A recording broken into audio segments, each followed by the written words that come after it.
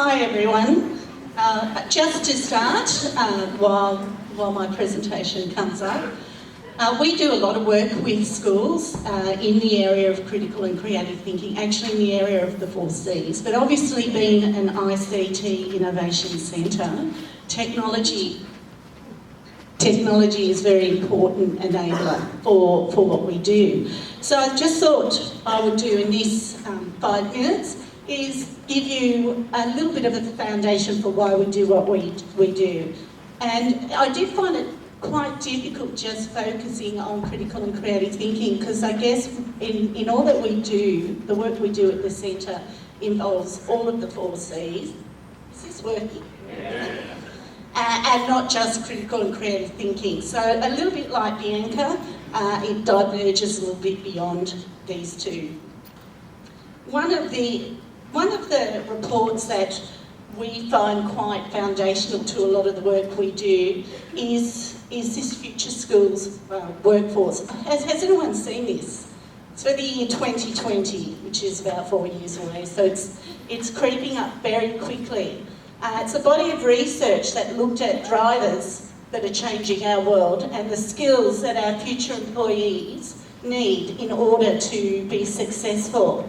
And I'm not sure, when I look at the big circles are the drivers of change, the small circles are the skill sets that our future employees need.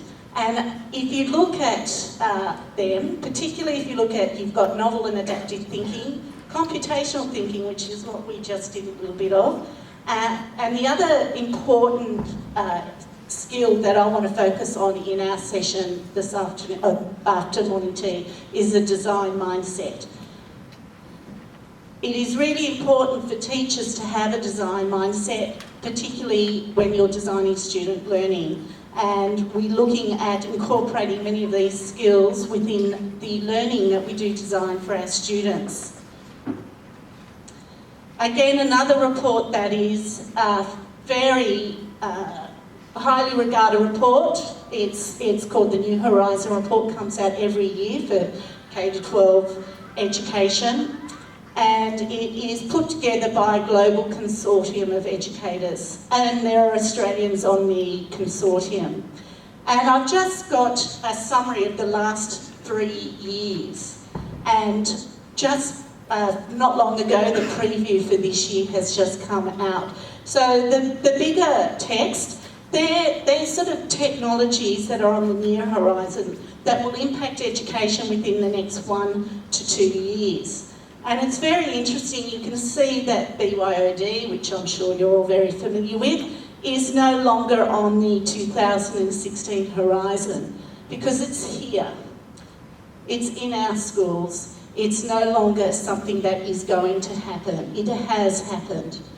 If you look at cloud computing, it appeared in the 2014 report. Cloud computing is here. The department has released powerful cloud-based tools for us to use in Google Apps and Office 365 are just two of the examples. It's here. For this year, they forecasted that online learning is going to impact, we're talking K-12 schools, Australia, New Zealand schools, in the next 1 to 2 years. And I guess that's an area that we will be focusing on a little bit in my session, and the integration of critical and creative thinking. There are other technologies as you move through to the 3rd layer and the 4th layer. They are technologies that will impact in the mid-term horizon, and then the smaller text, where you've got wearable technology and artificial intelligence, that's more the long-term horizon. And some of those technologies are a bit speculative. They won't always necessarily make it in our schools. But certainly things like makerspaces, 3D printing, robotics, they're definitely technologies that you find in schools all around the state. Another impact that is impacting schools is our shift to deeper learning approaches. And I think that many of my colleagues here have already talked about some of the shifts, and some of them are pedagogical shifts. Bianca talked about project-based learning.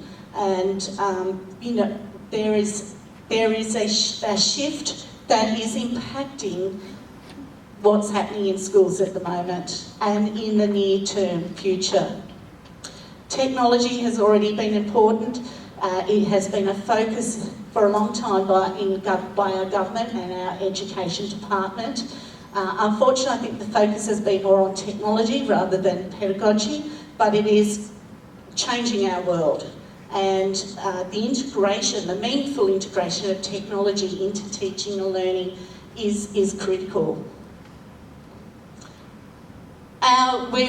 Through our new syllabus, the K-10 syllabuses, it promotes an inquiry-based approach to learning, which is a learner-centred approach.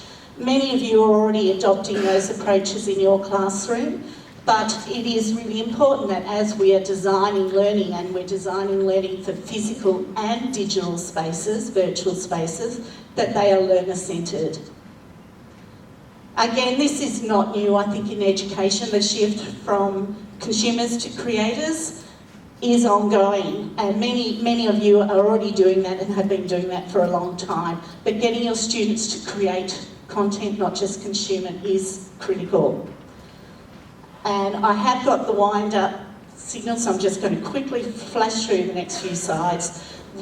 The other sort of really important reason why we need to think about critical and creative thinking, it is a general capability. It is the responsibility of every teacher in Australia to be integrating it into our teaching and learning practices. Just a quick filter result for stage 5. You can see in the K-10 syllabuses how frequently critical and creative thinking is apparent in our syllabus. And I guess in my workshop, we're going to be looking at connecting a whole lot of concepts that you see on that slide and bringing it into designing